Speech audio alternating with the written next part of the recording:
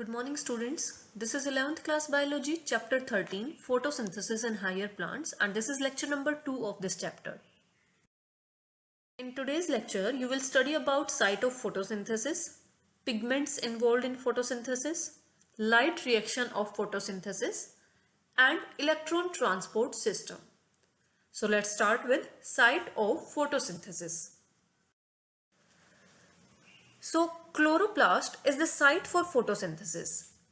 Photosynthesis takes place in green leaves and other green parts of plants. It means chloroplast are present in green leaves and some other green parts also.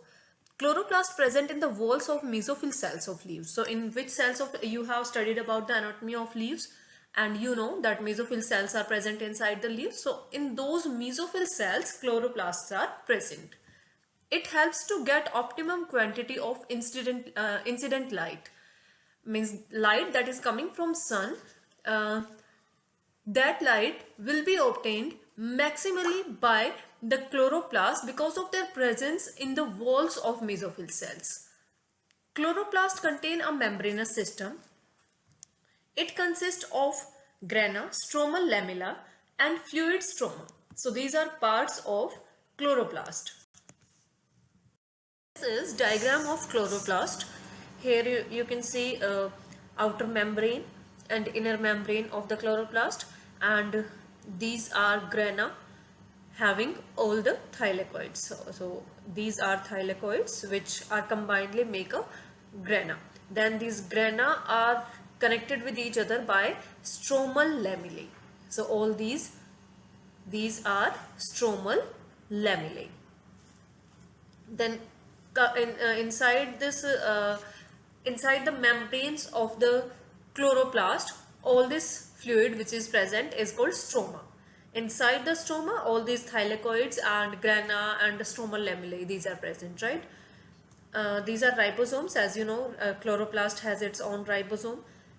Also starch granules are present here and some lipid droplets are. Membrane system of chloroplast traps light energy and synthesize ATP and NADPH. These are energy forms which are stored inside the cell. Okay, so these energy forms are synthesized with the help of light energy, and it is called light reaction. Light reaction of photosynthesis. In stroma of the chloroplast, enzymatic reactions incorporate carbon dioxide into the plant. Okay, carbon dioxide which plant get from the atmosphere. So this carbon dioxide is incorporated into the plant for synthesizing sugar, that is glucose, which in turn forms starch. So this glucose means sugar that is formed in photosynthesis, that is converted into starch for the storage, and it is called dark reaction. So we can say the complete photosynthesis is completing into two steps: light reaction and dark reaction. In light reaction, there is synthesis of ATP and NADPH using light energy, and in dark reaction, there is formation of sugar, okay, by utilizing carbon dioxide. So in two reactions, light reaction and dark reaction, photosynthesis process completes. Now light reaction is occurring in membrane system while dark reaction is occurring in stroma. It does not mean that they occur in darkness. It is about dark reaction. That it doesn't mean that dark reaction occur in darkness or that they are not light dependent, because you know this dark reaction is also light dependent because it is using ATP and NADPH which are formed during the light reaction. These are utilized by the chloroplast, by the plant, for the formation of sugar. Okay, means for the dark reaction. It means dark reaction is also dependent on light. Next topic is pigments involved in photosynthesis. So pigments are substances that have ability to absorb light at specific wavelengths. There are different wavelengths of light, and different pigments have ability to absorb different wavelengths of light, due to which color of these leaves are different because different pigments are present in these leaves, providing them different color. Okay, because these pigments can absorb light of specific wavelength. Chromatography, that is a process that we do in laboratory. So chromatography shows the following leaf pigments in chromatogram. Chlorophyll A, that is bright or blue green color. Okay, these leaves you can see here. So more chlorophyll A is present in these leaves, that's why their color is bright or blue green. Then chlorophyll B, it is of yellow green color. Xanthophyll is of yellow color, and carotenoids are of yellow to yellow orange color. So these different pigments are responsible for these different colors. Okay, and based on the abundance of these different pigments in the leaf, there are different colors of leaves. Okay, if chlorophyll A is present more in amount in any leaf, then the color of leaf will be blue green, like this. If chlorophyll B is more, then leaf color will be yellow green. If xanthophyll is more, then color of leaf will be of yellow. It doesn't mean that these other pigments are not present in this green leaf. Other pigments are also present along with chlorophyll A, like small amounts of chlorophyll B, xanthophylls, carotenoids. These are also present here, but more amount of chlorophyll A, more proportion of chlorophyll A is present here. That's why its color is blue-green. These pigments, chlorophyll B, xanthophylls and carotenoids, are accessory pigments, and chlorophyll A is known as main pigment. So functions of these accessory pigments like chlorophyll B, xanthophylls and carotenoids, they absorb light at different wavelengths and transfer the energy to chlorophyll A. And finally chlorophyll A works for photosynthesis. Now these accessory pigments also protect chlorophyll A from photooxidation, means oxidation in presence of light. Now let's understand that how all these pigments works for photosynthesis. So all these pigments, means chlorophyll A along with the accessory pigments, are organized into two photosystems, and these photosystems are photosystem 1 and photosystem 2. Those are called PS1 and PS2. These are named in the sequence of their discovery, because photosystem 1 was discovered first and this photosystem 2 was discovered later on. Each photosystem has a chlorophyll A and accessory pigments bound by proteins, right? So what are these photosystems? Chlorophyll A surrounded by accessory pigments, means chlorophyll A, carotenoids, xanthophylls. These accessory pigments are present in the surrounding of chlorophyll A, and we call that system as photosystem.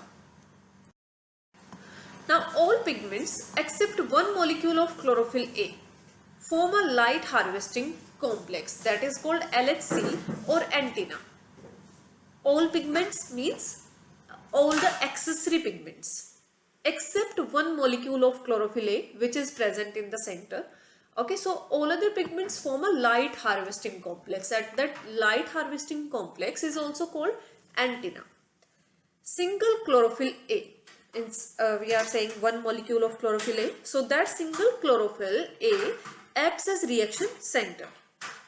In photosystem 1, the reaction center absorbs light at 700 nm, and that's why it is called P700. Okay, which wavelength of light is absorbed by photosystem 1? 700 nanometer, and that's why it is called P700. We can say photosystem 1 is known as P700 because of the absorption of light at 700 nanometer. Likewise, photosystem 2 is called P680 because of the absorption of light at 680 nanometer by the reaction center. Reaction center means the chlorophyll A molecule, which is present in the center. In this diagram, you can see reaction center and other accessory pigments. So this single molecule of chlorophyll A, this is making reaction center, and all other these surrounding molecules, all other these pigments, these are making LHC, light harvesting complex or antenna. And these light harvesting complex along with the reaction center makes a photosystem. It can be photosystem 1 or photosystem 2. Now how this work? When a photon comes, photon means light energy comes, it is absorbed by different wavelengths of lights are absorbed by these pigments and transferred to the reaction center, means these accessory pigments are absorbing that light and transferred it to the reaction center. Then one of the electron from reaction center becomes excited due to absorption of that particular wavelength of light, okay, and it just leave the ground state and come to the excited state. Okay, when electrons get energy, electrons comes to the excited state. That's why this electron is excited from here, from the reaction center, and is taken by a primary acceptor, primary electron acceptor. Okay, and then from this primary electron acceptor, this electron will move to the other molecules. And this is how the process of photosynthesis starts, due to which we get ATP and NADPH, and finally glucose is formed, right? Now, as we have discussed that the photosynthesis process completes in two phases, light phase and dark phase. Okay, light reaction and dark reactions occur. So let's talk about light reaction first. Light reactions include these changes. First of all, there will be light absorption by different pigments. Then water splitting occurs here, and due to water splitting, oxygen is released. Okay, so release of oxygen, and also formation of ATP and NADPH occur during light reaction. As you can see here, light is absorbed here by the chloroplast pigments present inside this leaf. Okay, and due to water splitting, oxygen is also released, and ATP and NADPH, these are formed as energy molecules. Okay, by utilizing these NADP plus and ADP plus PI as raw material. These are used for the formation of NADPH and ATP, right? So these ATP and NADPH are specially formed during the light reaction, which are high energy chemical intermediates. Now let's understand how all these steps of light reaction occur. So you can see here, this is LHC, light harvesting complex, and along with this light harvesting complex, reaction center is also present here, making a complete photosystem. Okay, so this is photosystem 2 because it can absorb 680 nanometer wavelength of light. Okay, so light photons are accepted by it, and electron will get excited from chlorophyll A, and this excited electron is accepted by primary electron acceptor, and then this primary electron acceptor transport that electron to another molecule, means to another electron acceptor, and then that molecule will transport it to any other electron acceptor. So a complete chain will be formed here, and that complete chain of the electron acceptors make an electron transport system. Okay, here what is happening? Electron is being transported from one molecule to next molecule, from any other molecule. Okay, from one electron acceptor to next electron acceptor. Now during this electron transport chain or electron transport system, ATP are also synthesized. Okay, here you can see ADP, that is adenosine diphosphate, plus one molecule of phosphate. Combinedly, these are making adenosine triphosphate. Okay, so ATP is synthesized here. Now likewise, as this photosystem 2 is absorbing light of wavelength 680 nanometer, this photosystem, this is photosystem 1, it absorbs light of 700 nanometer. Okay, here also this photosystem 1 is present, and it is taking the photons from the light and a particular wavelength 700 nanometer. When this wavelength of light is available, at that time it works. And likewise here also chlorophyll A get that light energy and electron is excited. Okay, and NADPH is formed from NADP plus, right? So NADPH and ATP, these are synthesized here. Okay, now one more thing you can see here, as the electron excited from photosystem 2, it is coming through electron transport system. So this excited electron can also come here to LHC, means to photosystem 1, and it can also move to the primary acceptor of electron. Okay, so this type of scheme can also be there for the formation of NADPH from photosystem 1. Now one more thing is about water splitting reaction, as I told that also occur during the light reaction. So this is how water splitting occurs. When one molecule of water is splitting, 2 electrons, 2 protons plus 1 nascent oxygen is released. Now these electrons which are released here due to water splitting are utilized by photosystem 2, means the chlorophyll A reaction center, from which these electrons are excited continuously, okay, and are utilized for the formation of ATP and NADPH. Now let's understand about this electron transport that is occurring here during the light reaction.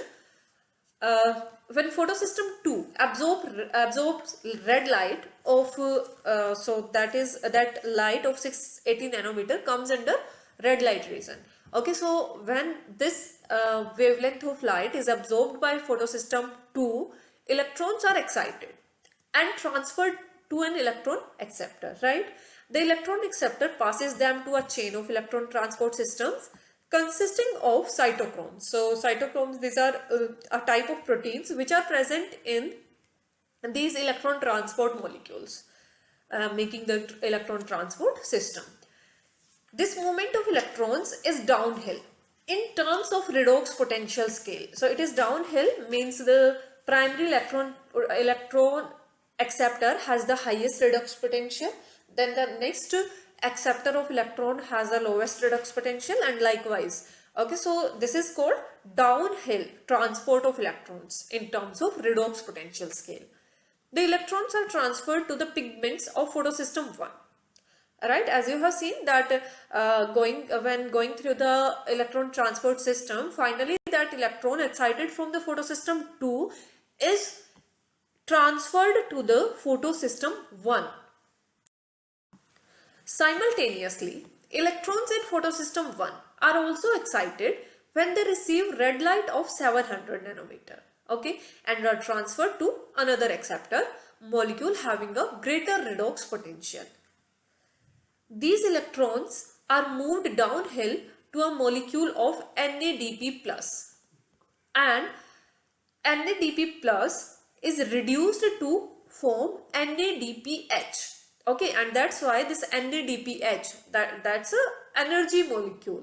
Okay, so this NADPH is formed here from NADP plus by getting one electron. Transfer of electrons from photosystem 2 to photosystem 1 and finally downhill to NADP plus is called the Z scheme due to its zigzag shape. This shape is formed when all the carriers are placed in a sequence on a redox potential scale. So as I am telling you that it is occurring the downhill in terms of redox potential, from higher redox potential molecule to lower redox potential molecule. So it makes a zigzag shape and this is called Z scheme. Now let's understand how all these steps of light reaction occur. So you can see here, this is LHC, light harvesting complex, and along with this light harvesting complex, reaction center is also present here, making a complete photosystem. Okay, so this is photosystem 2 because it can absorb 680 nanometer wavelength of light. Okay, so light photons are accepted by it and electron will get excited from chlorophyll A. and this excited electron is accepted by primary electron acceptor, and then this primary electron acceptor transport that electron to another molecule, means to another electron acceptor, and then that molecule will transport it to any other electron acceptor. So a complete chain will be formed here, and that complete chain of the electron acceptors make an electron transport system. Okay, here what is happening, electron is being transported from one molecule to next molecule, from any other molecule, okay, from one electron acceptor to next electron acceptor. Now during this electron transport chain or electron transport system, ATP are also synthesized. Okay, here you can see ADP, that is adenosine diphosphate, plus one molecule of phosphate. Combinedly these are making adenosine triphosphate. Okay, so ATP is synthesized here. Now likewise, as this photosystem 2 is absorbing light of wavelength 680 nanometer, this photosystem, this is photosystem 1, it absorbs light of 700 nanometer. Okay, here also this photosystem 1 is present, and it is taking the photons from the light and a particular wavelength 700 nanometer. When this wavelength of light is available, at that time it works. And likewise here also chlorophyll A get that light energy and electron is excited. Okay, and NADPH and is formed from NADP plus, right? So NADPH and ATP, these are synthesized here. Okay, now one more thing you can see here, as the electron excited from photosystem 2, it is coming through electron transport system. So this excited electron can also come here to LHC, means to photosystem 1, and it can also move to the primary acceptor of electron. Okay, so this type of scheme can also be there for the formation of NADPH from photosystem 1. Now one more thing is about water splitting reaction, as I told that also occur during the light reaction. So this is how water splitting occurs. When one molecule of water is splitting, 2 electrons, 2 protons plus 1 nascent oxygen is released. Now these electrons which are released here due to water splitting are utilized by photosystem 2, means the chlorophyll A reaction center, from which these electrons are excited continuously, okay, and are utilized for the formation of ATP and NADPH. Now it is about splitting of water. Splitting of water is also called photolysis, because in presence of light, that lysis means breakdown of water molecule is occurring in presence of light. That's why it is photolysis. The water splitting complex in photosystem 2 is located on the inner side of the thylakoid membrane. So it is occurring inside the thylakoid membrane. You can see water is split into proton, nascent oxygen and electrons. Okay, so if we talk about 2 molecules of water here, due to splitting of one water molecule, nascent oxygen is this is called nascent oxygen. Okay, so nascent oxygen is released when one water molecule is splitting. Okay, and when 2 water molecules are splitting here, then a complete oxygen molecule is formed here, right? So due to splitting of 2 water molecules, 4 protons will be released along with 4 electrons, and 1 molecule of oxygen is formed. So photosystem 2 can supply electrons continuously by replacing electrons from water splitting. So when this water splitting reaction is occurring, as you can see here, 4 electrons are released. That's why these electrons are utilized by photosystem 2, and it is continuously exciting the electrons. Okay, this photosystem 2 provides electrons needed to replace those removed from photosystem 1, because you know photosystem 2 is transferring its electron to photosystem 1. Okay, so what is the supply, from where that supply of electrons is coming for the photosystem 2 continuously? That is coming from water splitting. The protons are used to reduce NADP to NADPH. These protons released here are utilized for the formation of NADPH. Oxygen is liberated as byproduct of photosynthesis. As you can see here, this oxygen is released here. So this is the oxygen that we say that plants release oxygen during the photosynthesis. So this oxygen is released here due to splitting of water. So we can understand that during the photosynthesis, oxygen is coming from water, not from carbon dioxide. Now let's understand about photophosphorylation. Photo means light, phosphorylation means formation of phosphate. Okay, so formation of phosphate in presence of light is called photophosphorylation. And this phosphate that we are saying formation of phosphate is phosphorylation. So this phosphate is formed in the form of ATP. As you know, what is this ATP? Adenosine triphosphate, means phosphate is formed here in the form of ATP. So basically we can say that when ATP is formed in presence of light, it is called photophosphorylation, right? So the synthesis of ATP by cells in mitochondria and chloroplast, in these parts of the cell, is called phosphorylation. Okay, and photophosphorylation is the synthesis of ATP from ADP in chloroplast in presence of light.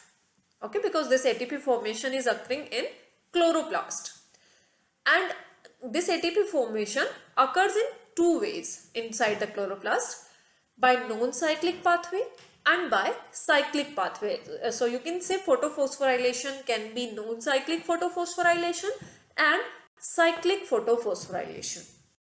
About cyclic and non-cyclic photophosphorylation we will discuss in our next lecture. For today, your homework is NCERT question number 5, 7 and B part of question number 9.